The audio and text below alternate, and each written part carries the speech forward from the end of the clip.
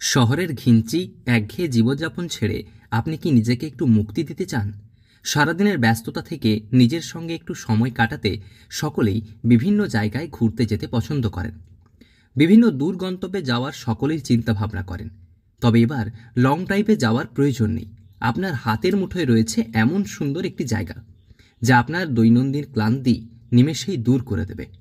শহরের ব্যস্ততা কোলাহল ছেড়ে আপনি নিজেকে একটু রেহাই দিতে চাইলে ঘুরে দেখুন এখানে। সেই পারপাসে ট্যুরিজম করার জন্য যাতে এখানে থেকে আশপাশে বিভিন্ন জায়গা দেখতে পারে। এখানে নারায়ণগড়ে বিখ্যাত ব্রহ্মাণী মন্দির, তারপর রয়েছে কেশিয়ারি কুরুমবেড়া বা মানসিংহ পরিস্থিতি সর্বমঙ্গলা মন্দির, জঙ্গলকন্যা সেতু, বিভিন্ন আশপাশে মুঘলমারি, দাঁতনে মুঘলবাড়ি দেখার জন্য এখানে যাতে থাকতে পারে। আমাদের পূর্ববর্তী যে জ্যোতির্গৃহ বলে যে বাড়িটা ছিল, যেটা প্রবোধ ভৌমিক করেছিলেন, সেটাকে আমরা বাঁশের অলঙ্করণ করে ভিলেজ যাতে যারা থাকবেন তারা একটা অ্যাট্রাকটিভ হন, সেই জন্য আমরা এটা করেছি। এবং এখানে এলে আমাদের এই বিদিশা ক্যাম্পাসের মধ্যে রয়েছে রাঢ় সংস্কৃতি সংগ্রহালয় এবং আদিবাসী এবং লোকসংস্কৃতি, সোশ্যাল বিজ্ঞান এইসবের ব্যাপারে একটা বিরাট লাইব্রেরি রয়েছে। এখানে ছাত্রছাত্রীরা থাকে। সবুজ প্রান্তর, গ্রাম, গ্রামীণ সংস্কৃতিকে উপভোগ করুন এখানে এসেই। এখানে নেই কোনো চিৎকার, শহরের কোলাহল। চারিদিকে শুধু গাছ আর গাছ। কোথাও পাখি ডাকছে, কোথাও আবার ফুলে ফলে ভরে রয়েছে গাছগুলো। তাই অন্তত একটা দিন এখানে কাটাতে পারেন। ঘুরে দেখতে পারেন কাছে পিঠে পুরানো মন্দির, রাজবাড়ি সহ নানান জিনিস। কলকাতার খুব কাছেই এমন সুন্দর একটি জায়গা। থাকতে পারবেন কটেজে। একদিন থেকে নিজেকে একটু চাপমুক্ত করে আবার ফিরতে পারবেন নিজের কাজে। কলকাতা থেকে খুব কাছেই জাতীয় সড়কের পাশে একটি লোধা আশ্রম, এবং সেই আশ্রমের মধ্যে বেশ শিল্প নিপুণতায় সাজিয়ে তোলা হয়েছে কটেজ।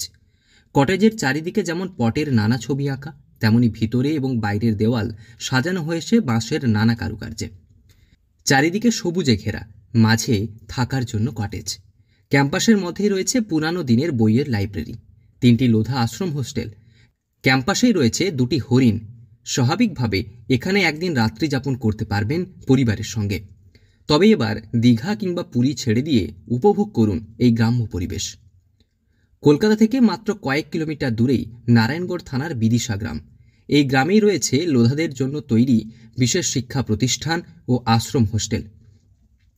চারিদিকে সবুজ আর সবুজ, রাজহাঁস চড়ে বেড়াচ্ছে এদিক ওদিক।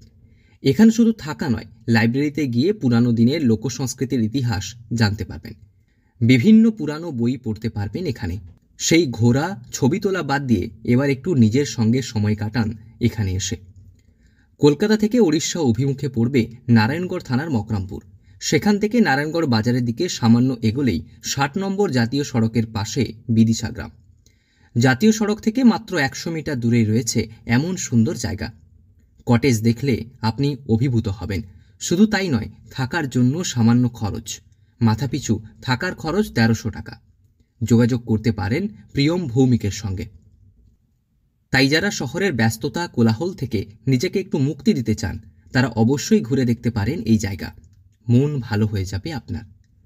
পশ্চিম মেদিনীপুর থেকে রঞ্জন চন্দ্রের রিপোর্ট, লোকাল 18 বাংলা।